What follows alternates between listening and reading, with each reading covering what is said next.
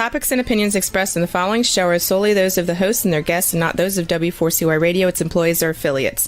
We make no recommendations or endorsements for radio show programs, services, or products mentioned on air or on our web. No liability, explicit or implied, shall be extended to W4CY Radio, its employees, or affiliates. Any questions or comments should be directed to those show hosts. Thank you for choosing W4CY Radio.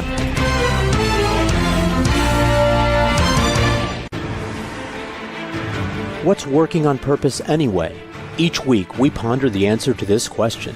People ache for meaning and purpose at work, to contribute their talents passionately, and know their lives really matter. They crave being part of an organization that inspires them and helps them grow into realizing their highest potential. Business can be such a force for good in the world, elevating humanity. In our program, we provide guidance and inspiration to help usher in this world we all want, working on purpose. Now, here's your host, Dr. Alise Cortez.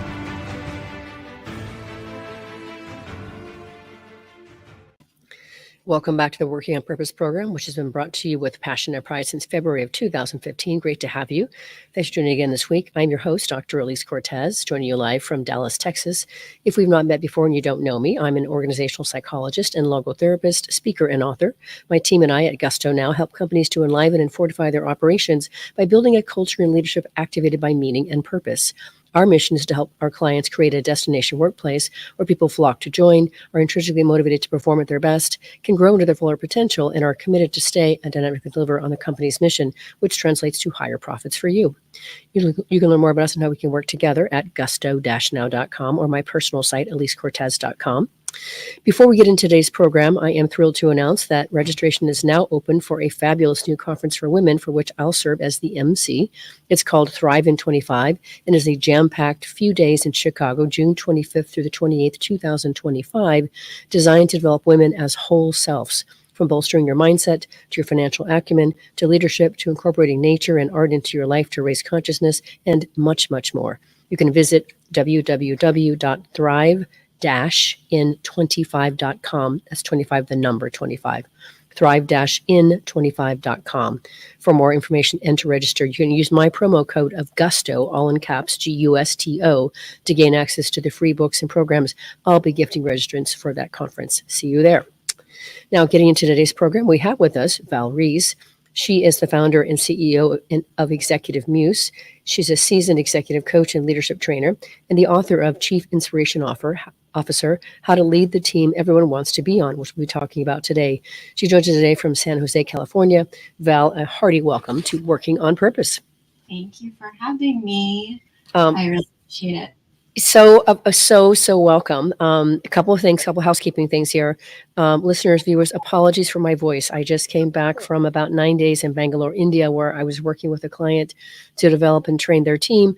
And I got not just one, but two bugs. So my voice is a little bit weird. And the second housekeeping item is, Val, am I saying your last name right? Ries, yeah, good job. Okay, good. Yeah. Okay, cool. All right, well, let's dive in. So I want to start with just your own story of discovering the need for becoming an inspirational leader. You figured this out on the job, which is one of the best ways to learn, of course, but you did it, of course, the hard way. So let's hear a little bit about where your understanding of why it was important to be an inspirational leader came from. Yeah, I was very much like most people thrown into leadership because I was an individual contributor. My boss called me one day and said, I'm going to get promoted to vice president of sales, and would you be interested in leading the region? So it was a group of 10 to 12 of us, just depending on how we organized the region in that given month. But I was very flattered and also very nervous. But I thought, how hard can leadership be? People do it all the time. Yeah. Yeah. So, like most of the folks that I know, my clients, a lot of us get thrown in where the team is established.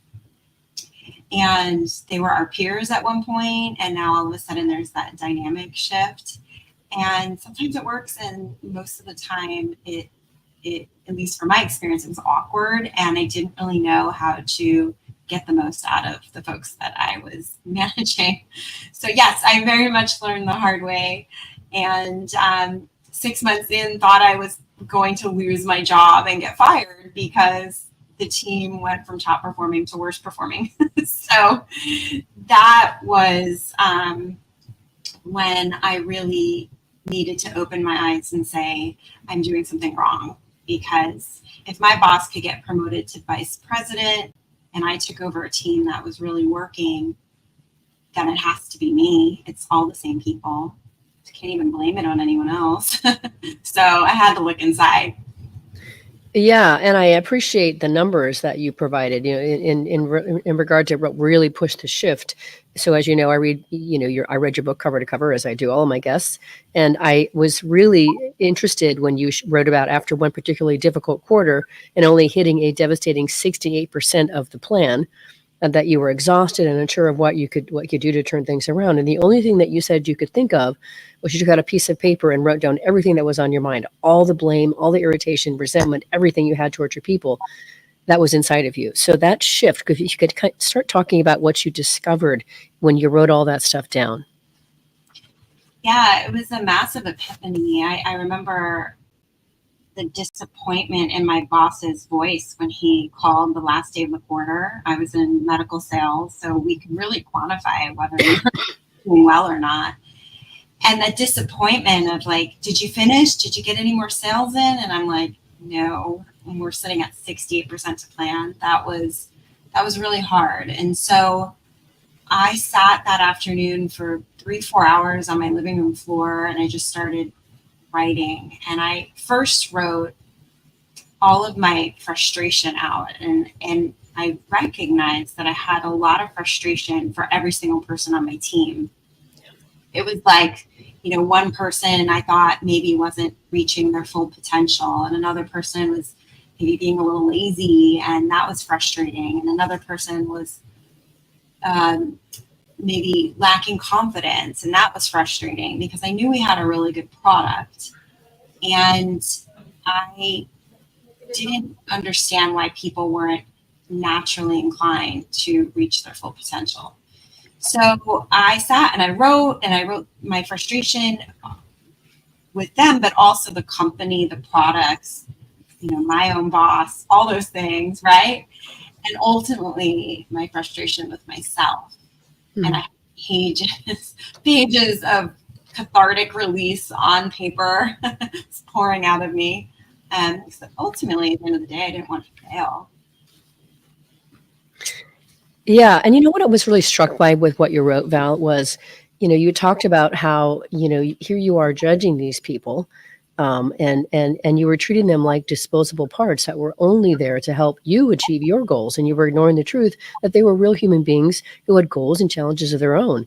And you said, if I wanted to be a real leader and get real results, I had to treat my people as valued assets. I had to help them grow, enjoy their work more, reach their personal goals so that they could thrive, which is exactly what I wanted. And I think that's really important to recognize, because you and I do very similar work, Val, as we said before we got on air. And I totally resonated with every single word you wrote in this beautiful book.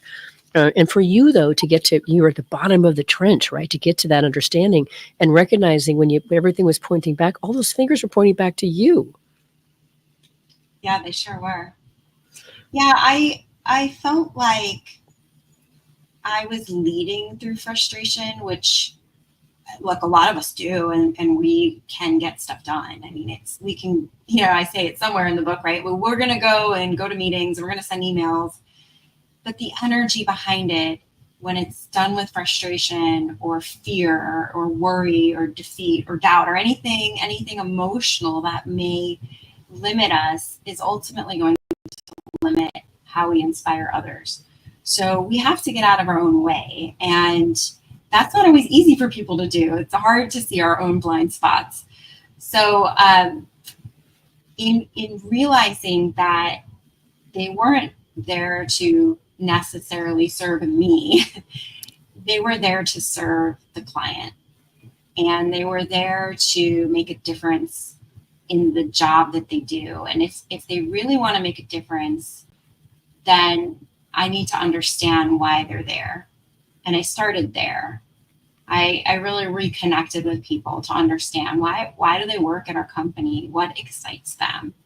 What fuels them? And I started to see their strengths in a different way. Instead of honing in on all the things they were doing wrong, I started to really appreciate what they were doing well and appreciate why they wanted to be at the organization. And that was the pivot. And the mindset shift was, if I could focus more on what's working, then I'll get more of what's working. And so often we focus on what's not working and we communicate from that place. So I made a decision and it works. A wise decision, I would say, my friend. What a concept. You said I listened more intently and encouraged more enthusiastically. You said mutual respect was growing and our team was uniting. People were collaborating more, supporting each other's ideas and celebrating each other's success. So you, just by the very nature of what you chose to focus on, what was good and right and strong, what you wanted to celebrate and develop instead of what you thought maybe was wrong with people, you got totally different results. And I just really want to echo that, because it's easy to focus on what's wrong, especially when you're frustrated and when things aren't going the way that you want, you're not getting the results that you want. And yet you just really took a very pretty simple change of view to get these dynamic results. Mm-hmm. Simple and yet powerful and profound. And it really snowballed from there. Once I started leaning into seeing each and every single one of them as a unique gift.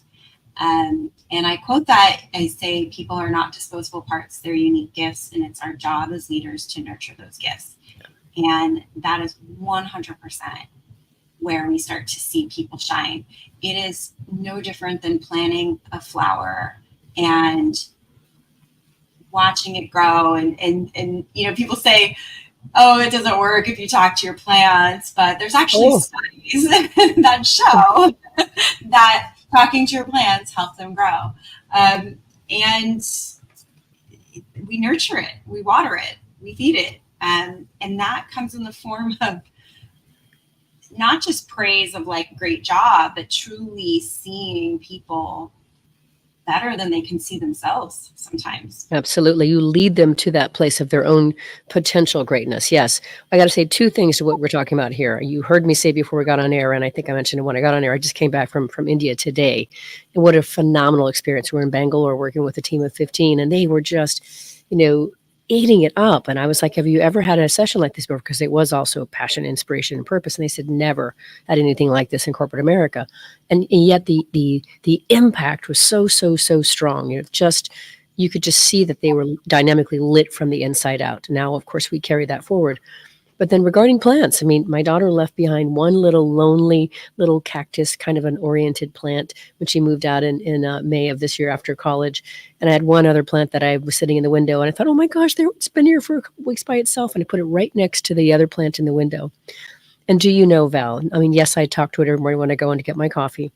But that little sweet plant that hadn't grown anything at all had these new little sprouts, these new little nubs, top and bottom, and it wrapped his little new arms around his new friend, the plant, hanging on for dear life. Mm-hmm. Yeah, there is something to giving people the opportunity to connect, giving beings an opportunity to connect, to give them a place where they can be nurtured and shine. It's everywhere. And it's so beautiful when you witness this stuff in your team, and even in the simple little plants you have growing in your window. So, right there with you, sister. That's great. Well, let's talk about what you mean by a Chief Inspiration Officer. I love the fact that you've just called your book Chief Inspiration Officer. So in your view, from your definition, Val, what is a CIO? Well, every chapter when I was writing this book could have been its own book. Understand. Maybe that's where I had next. But I wanted a blueprint because I don't believe leadership is just about employee engagement or just about communication or just about emotional intelligence. Like, it all has to come together. And so I feel like a Chief Inspiration Officer can bring it all together. But to simplify it, I see the intersection of three things coming together. One is the ability to know when to step away and not be the hero and not be the one with all the answers and not be the one telling everybody what to do, how to do it, when to do it, but truly to be intentional about being passive, and not passive because you're avoidant, but passive because you know it's the best thing to watch somebody go try something, maybe fall down a few times, and then see the progress they make and celebrate the progress they make, which then leads to the second thing, which is to be encouraging. And I call it an encouraging cheerleader, but that's the ability to then see their gifts, vocalize what you see, show the team continuously what it is you're looking for, how you're looking for it, so you get more of that versus focusing on what you don't like and what you don't want. And then you balance that with the fact that you want a high-performing team. So you recognize that it's okay to have high standards and it's okay to push people out of their comfort zone and stretch them, not into panic mode, but stretch them out of their comfort. Because when you believe in them and you see that they're capable, then you know that more is possible. So you're balancing all three. And I tend to see leaders lean into one or the other. But we do need all three to be successful. Totally aligned, my friend. Totally aligned. And on that note, let's take our first break. I'm your host, Dr. Alise Cortez. We're on the air with Val Ries, the founder and CEO of Executive Muse, and she's a seasonal executive coach and leadership trainer. We've been talking a bit about just where her desire to become an inspirational leader came from. In fact, we could say it was a need, and really what she's done to develop that and teach others around the world to employ the same methodology that she learned for herself. After the break, we're going to get into learning more about what employees really crave from their leaders. Stay with us. We'll be right back.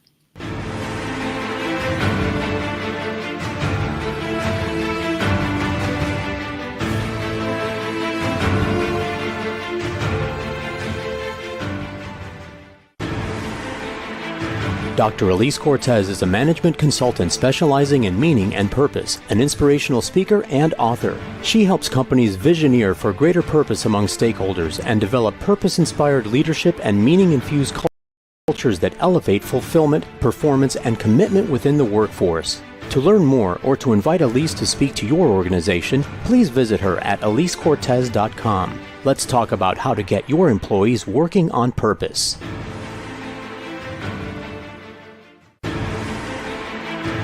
This is Working on Purpose with Dr. Alise Cortez. To reach our program today or to open a conversation with Alise, send an email to Alise, A-L-I-S-E, at alisecortez.com. Now, back to Working on Purpose. Thanks for staying with us and welcome back to Working on Purpose. I'm your host, Dr. Alise Cortez, as I too am dedicated to helping create a world where people realize their potential at work and are led by inspirational leaders that help them find and contribute their greatness, and we do business that betters the world. I continue to research and write my own books. So one of my last came out in March of 2023. It's called The Great Revitalization, How Activating Meaning and Purpose Can Radically Enliven Your Business. And I wrote it to help leaders understand the nature of today's workforce and wants, which probably relates quite closely to what Val will talk about with the craving. But then I also offer 22 best practices to help you equip your organization and your culture to create that for them. You can find my books on Amazon. You can find more about them on my websites, alisecortez.com and gusto-now.com. If you are just now joining us, my guest is Val Ries. She's the author of Chief Inspiration Officer, How to Lead the Team Everyone Wants to Be On, which we've been talking about today. I love your acronyms. I've learned to become wed to acronyms as well because they make things easier to remember. And I quite align with what you say. You say that to build a loyal, engaged, productive, and collaborative team, give them what they crave. So let's talk about a little bit in depth about each of those 5 aspects that relate to that acronym of crave. Yeah. So when I sat on the living room floor and I was journaling my frustrations, I pivoted to thinking about all the leaders that I was really inspired by, whether it was directly or maybe just in the media or anyone that I looked up to. And I started writing out the characteristics and traits of those leaders. And then as I was doing that, I decided to rate myself. And that was another big epiphany. Like, oh, wow. Like, I really crave these things, but I am not giving them back to my team. So that was really very eye-opening for me. Of course, I wrote down many attributes. There was probably 40 or 50 on the page, but I saw themes that were coming through in those, not acronyms, but in those attributes. And that those themes started to pull together. So ultimately, I was able to spell out the acronym CRAVE. So if your team is craving it and you give them what they crave, then you'll get back more of what you need. And it's a win-win for everyone involved. So the C stands for connection and community. We really do crave wanting to be a part of something, wanting to collaborate, wanting to know that someone and sometimes multiple people have our back, and that we truly are a team building a community. So how do we do that is outlined in the book. And they're also craving reliability. I mean, we want to know we can count on our leader, that they'll follow through, that they'll call us back, that they'll send that email, that they'll, anything that we need for that support, that they're there for us. So the reliability piece is big. And then we move to the A of crave, which is appreciation. I mean, we don't need it in person or in front of everybody, but we do want to feel like our work is being appreciated and the leader can vocalize what they see that they're liking. So we know we're on the same path and we're heading in the right direction. And then you hit the V of crave, which is the value part, knowing that you are connecting to the purpose, the mission, the why of the organization. And then that leads to effective communication, which 91% of folks will say that their leaders struggle with. The key, most important, critical skill that they say that their leaders just lack. And that's a very high number. We need to effectively communicate. We not only how we do it, our tone, our approach, but how proactive we are, how transparent, and how inviting we are when we go to communicate. So that lays the foundation for the rest of the book, where we then head into how you communicate. So, yeah. Yeah, and I would definitely add an echo, and I imagine you would agree with this too, is in that communication bucket too, is the ability to be able to convey a message that what is it that we're up to? In other words, the vision of what it is that we're cast to do when we actually live and execute to our purpose. What does the world look like? What are we out to do together? I think so many leaders, and you don't need to be charismatic to do this, but to be able to convey that message that says, this is what we're up to together. And in a way that people feel compelled by that, inspired by that, and like, yeah, this is what we got, why we got up today and why we're persevering so hard. I think a lot of leaders are really missing that element of effective communication as well. Yeah, I agree. I think because of, I had it happen today with a client. They presented a policy change in front of the executive team, and they spent a lot of time with the consultant looking at this policy, and it was actually a change in the comp plan, and they got pushback from the executive team, and then they naturally went in and they got defensive, and then they pushed back, and the other person pushed back, and you see this bitterness and this bickering and start to happen, and what I said to my client today was lean and invite in instead of pushing away. Yes. And Yes. Model that. And we had a whole discussion on how to do that, because that's not innate. We want to put up our guard and, put boxing gloves on and prove our point. And it doesn't always happen so naturally. But when you can do that, when you can invite the conversation in, people are less defensive, there's more collaboration, there's more unity, more ideas forming. So it's truly a skill. Agreed. I completely agree. And that goes really into what you're talking about is really change management too. And so to be able to invite people in who are going to be affected by that change, those executives and the team members on their teams, inviting them into that conversation, understand how is it going to change your world, impact your world, and get a conversation going around that versus just speaking at and hoping or expecting they'll just accept it. So that really speaks to really effective, empathetic, skilled communication. Mm-hmm. Agreed. Well, and then the next acronym we have to talk about, of course, is what happens when leaders find themselves, kind of stuck, and they start going into their old ways, and maybe they're frustrated. They feel like they're on the spot, like you did. They're grasping for results, and they don't know quite what to do. So they find themselves in what you call the cave, which I think is just brilliant. And so before we get into what you mean by the cave, the acronym that it stands for, I would love for you to really help us understand, as you did so beautifully in the book, what it feels like when leaders find themselves in that cave, what's going on with their amygdala, everything else, if you can kind of lay that out for us. Sure. I mean, if we just simplistically look at the brain, and we look at the two parts, there's the fight or flight, which we all know, or freeze. That's where the amygdala hangs out. There to protect us from rejection, pain, not feeling valued, anything like that where we might perceive a threat. Obviously, it was through evolution, it's there really to protect us from the bears and the cavemen that are fighting for food. But now it's like bad traffic or an angry boss or something like that. So the amygdala gets, it gets activated. And when that happens, the front of our brain where the executive function lives, where that's the creativity, the solutions, the open-mindedness, shut down. And we are overridden with the need to defend or blame or shut down and get passive or passive aggressive. So it's really important that we recognize that in ourselves and we make a conscious choice to shift. Otherwise, we'll go into what I call the cave.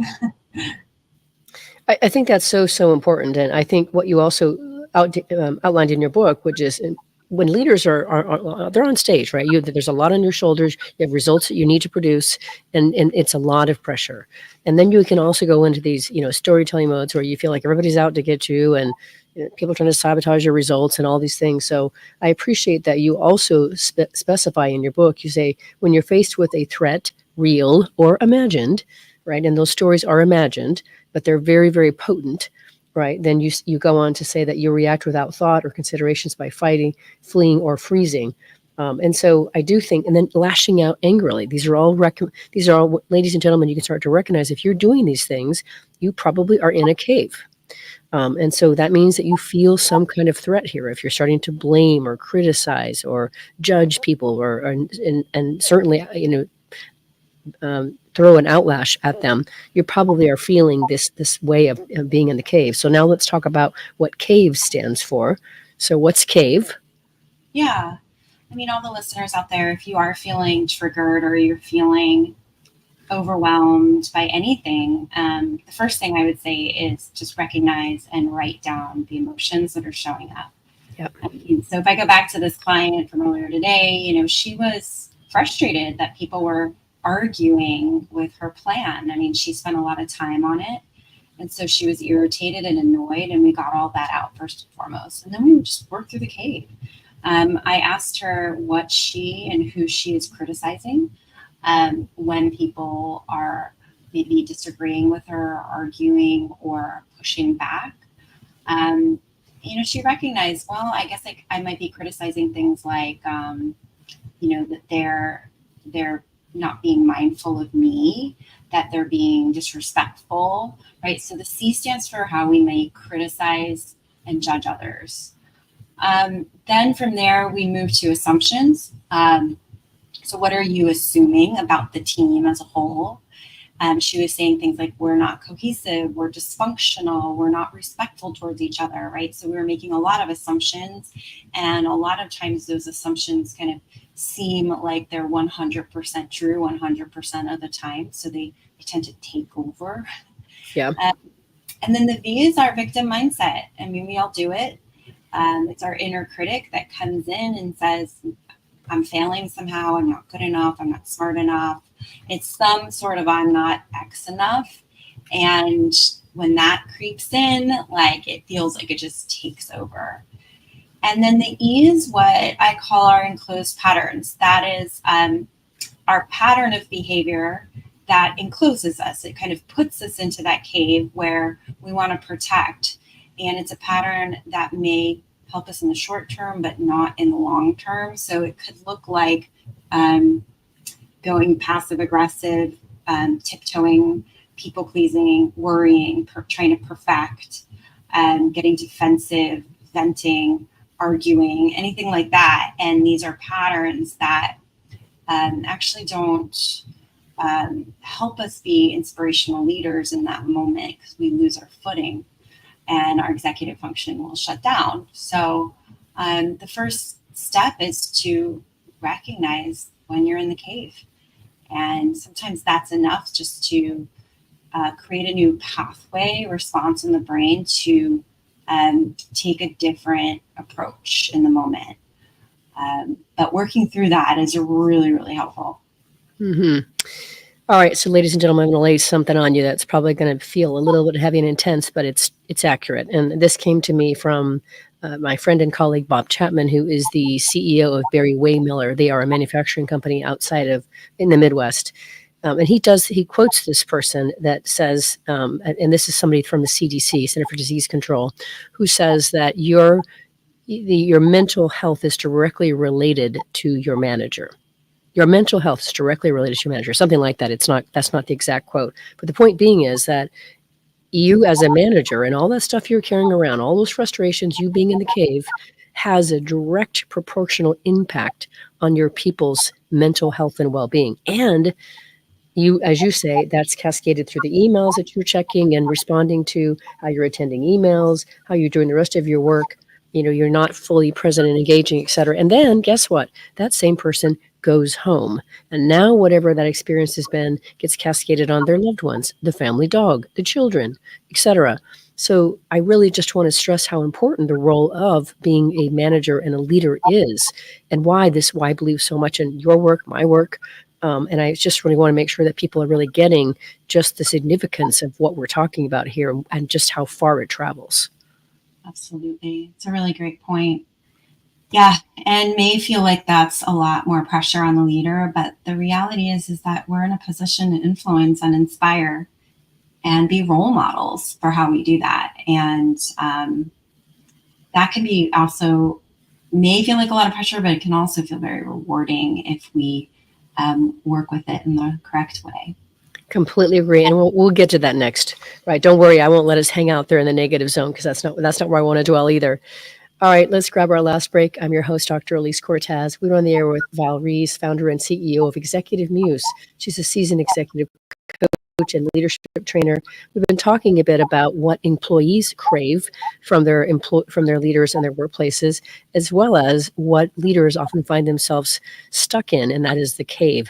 After the break, we're going to get to the place where we're going to talk about the road to freedom as a leader and how we can get you to that place where you feel fulfilled instead of so much pressure that you don't want to actually go on. We'll be right back.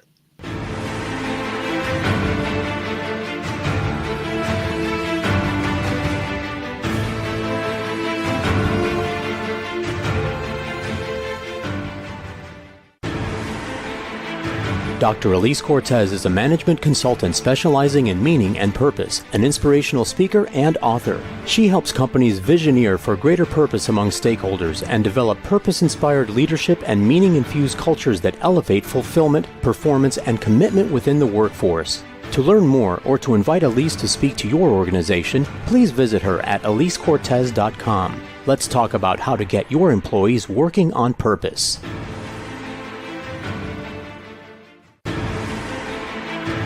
This is Working on Purpose with Dr. Alise Cortez. To reach our program today or to open a conversation with Alise, send an email to Alise, A-L-I-S-E, at alisecortez.com. Now, back to Working on Purpose.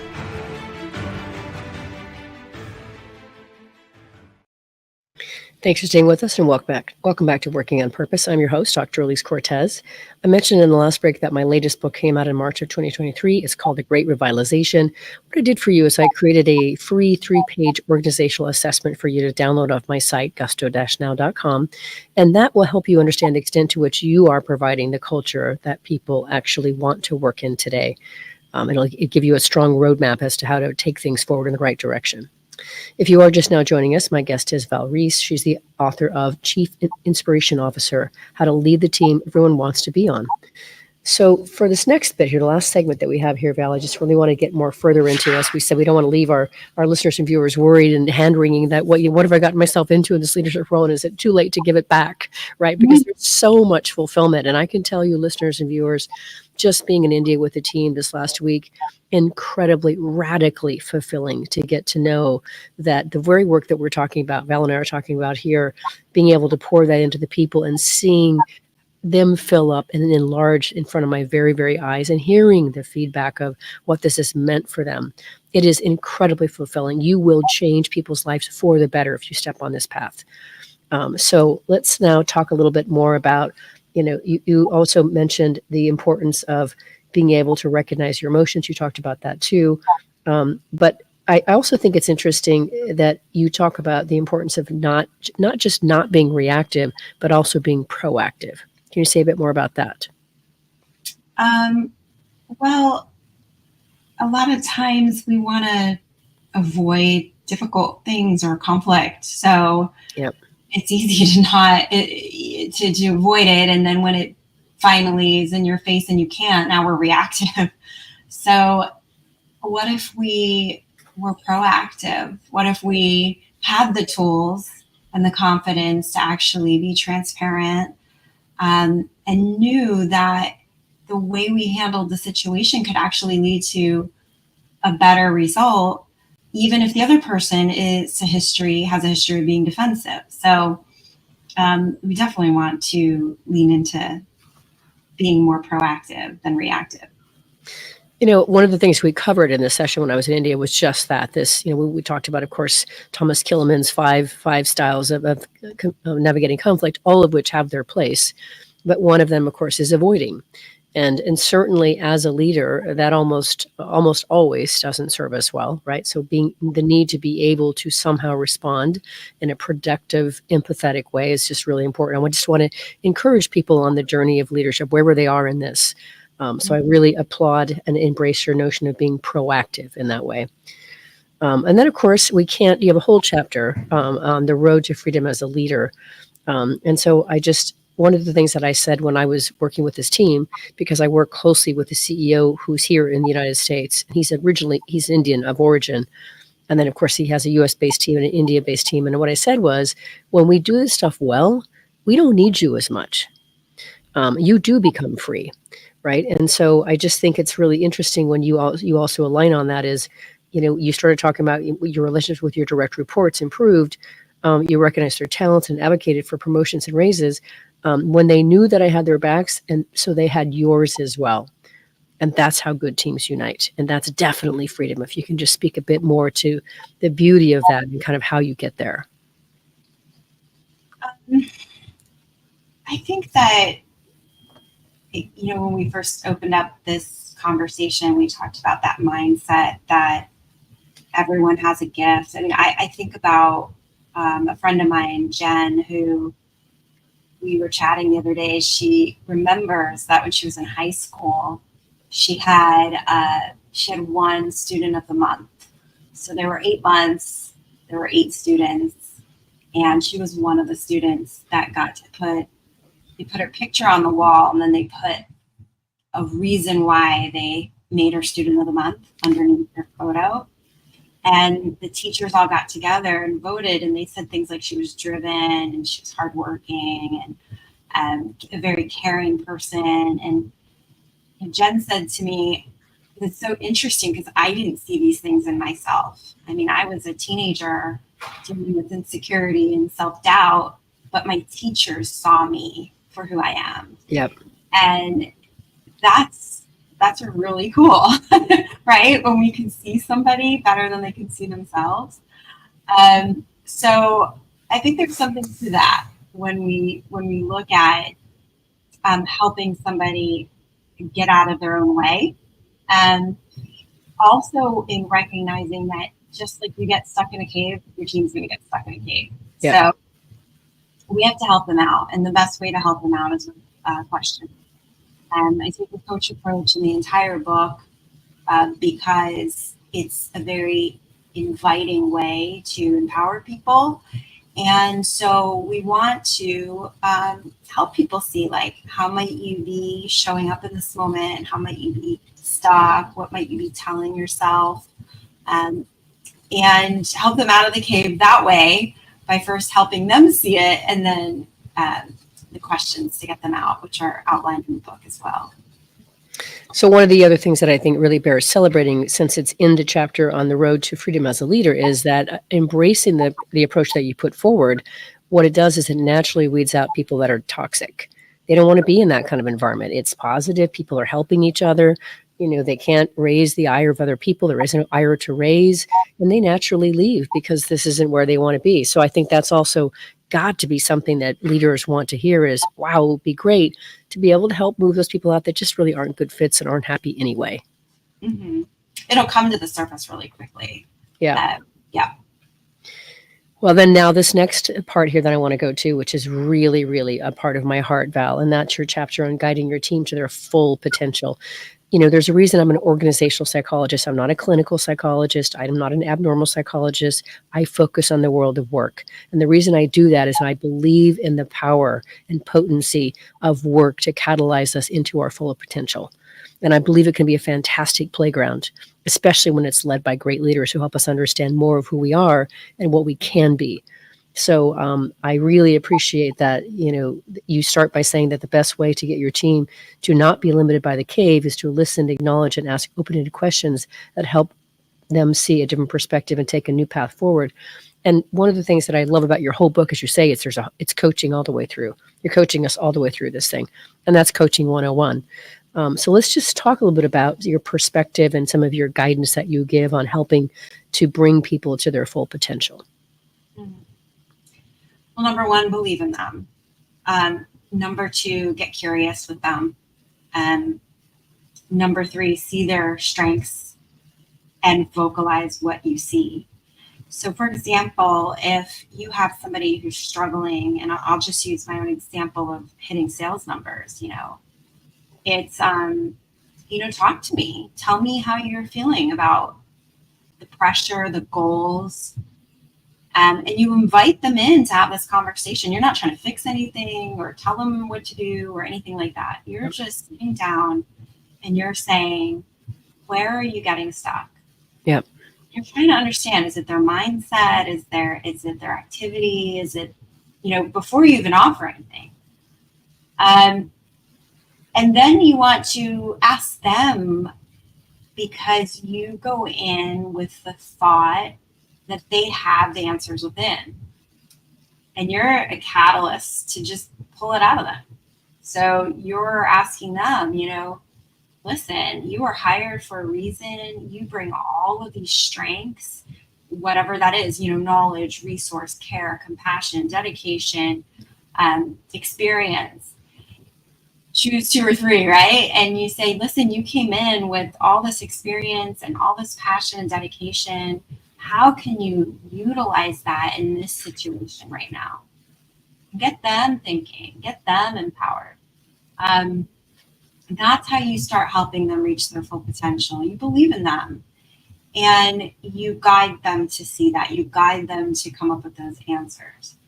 Now, if they're stuck, you as a leader are knowing what it is that the behaviors that really help drive momentum, things like collaboration or passion or thoroughness, let's say, you can plant those seeds and say, hey, I know that success really comes with thoroughness in this role.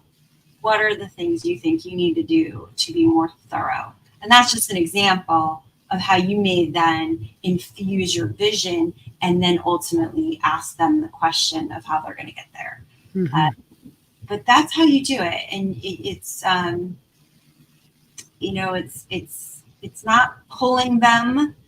It's not pushing them. It is like standing next to them. And sometimes you're in front and sometimes you're behind. Sometimes you're on the sideline, just depending. It's knowing how to help them up the mountain. Mm-hmm. One thing that I'm very present to when it comes to guiding people to that full potential is most people never get the gift of really being listened to.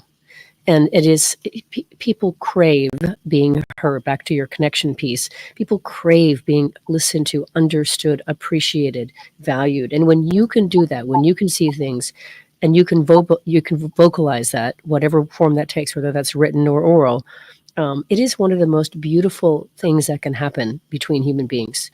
And I just want to echo that out to the number of times that I've gotten to experience that. And when you do that with someone, you get to see their molecules change in front of your very eyes, and you touch their soul. And that is really beautiful. And talk about fulfillment and worth working toward, worth being the human that can do that all the way. And I've had people, by the way, Val, people have listened to the show for a while, heard me tell the story, a boss that totally could see things in me and vocalize them to me in ways that even my parents couldn't. Yeah. And he totally and radically changed my life for the better because he could vocalize that. And I stepped into the vision he cast for me. And because of that, he radically changed my life for the better. Saved me twice. Yeah, saved me twice. Yeah. It's beautiful. Stuff works. Well, let's bring this bit home here. I think we've been talking a bit about the possibilities here and potential and helping our own persons get out of the cave so that we can give people what they crave in the workplace. I think your last chapter on mastering the art of challenging conversations definitely bears a finish here for us, because I think a lot of leaders struggle with, how do I talk about the hard stuff? Okay, this stuff about being great and having potential, I can do that. But this stuff about having challenging conversations with people who aren't performing, or maybe they're just not getting it or whatever, how do I have those conversations? And I really like your 3-part model. So let's talk our listeners and viewers through that. Yeah. So it's traditionally, right, when you think about communication, we're taught like the sandwich method, like give a positive and then a negative and then a positive. But we definitely, when we go in to have a difficult conversation, we want to have intention of what's working. So that's always good. And we want to address what's not. The difference in my model is that we also want to lead them towards where we want to go. And that's the key. So when the 3-part model is thought, fear, hope, thought is not a judgment or an opinion. It's more of an observation of what you see happening. So, for example, you may say something like, hey, I noticed in today's meeting, there was a lot of arguing back and forth, and I wanted to check in, right? So we're stating the observation of what you're noticing. Then we move to the fear, which is, if we feel the need to talk about that, then there's usually some sort of concern we have about the issue and the impact that issue can have on the team. And so that's our ability, our chance to say, I'm concerned that bickering in a team environment like that can really drag down the morale of the team. Yep. So we're addressing the situation. We're not blaming anyone. We're not pointing fingers, but we're being transparent. And then the 3rd part of the formula, which is the hope, is what do you hope to see differently? And so in this case, it would be, my hope is that even if we agree to disagree, that we're respectful and kind and we get along. And I would really like to see that moving forward. And then we wrap it up with, what are your thoughts, or how can you get there? And so that model creates a very disarming, and I do call it in my trainings now, I call it disarming communication. It's trademarked and all, to invite people into the conversation in a way that does not have them be defensive. That is a beautiful way to close the conversation, Val. I can't tell you how much I'm grateful that our common friend connected us. And when I found out you had this book out, I'm like, you got to come on the show and talk about it. I'm happy to know you, share what you're doing the role with our listeners and viewers across the globe. Thank you for being on Working on Purpose. Thank you for having me. Very welcome. Listeners and viewers, you'll want to learn more about Val Ries and the work she's doing in Executive Muse and her book, Chief Inspiration Officer. So the best place to start to visit her is executive-muse.com. So that's executive-muse.com. Last week, if you missed the live show, you can always catch it via recorded podcast, wherever you get your podcast. We were on air with Payam Zamani, the author of Crossing the Desert, where he tells the story of immigrating to the U.S. after being religiously persecuted for his Baha'i faith, learning English at age 16, and fully embracing the American system and dream to be what you make of yourself, no matter what. He and his brother went on to found their first company, AutoWeb, and took it IPO public in around the 1996 period, and then went on to found several other organizations. And today, Payam leads One Planet Group. His story will inspire you, and he will encourage you to chase after your own dreams and drop the excuses that you have. We all have those excuses. Next week, we'll be on the air with Christy Pretzinger, talking about how she built her company, helping healthcare companies create empowering information on their websites for their patients, and did so through kindness, self-awareness, and vulnerability. See you there. Remember that work is one of the best means of realizing our potential. One of the greatest adventures and means of realizing our potential and making the impact we crave. So let's work on purpose. We hope you've enjoyed this week's program. Be sure to tune into Working on Purpose, featuring your host, Dr. Alise Cortez, each week on W4CY. Together, we'll create a world where business operates conscientiously, leadership inspires impassioned performance, and employees are fulfilled in work that provides the meaning and purpose they crave. See you there. Let's work on purpose.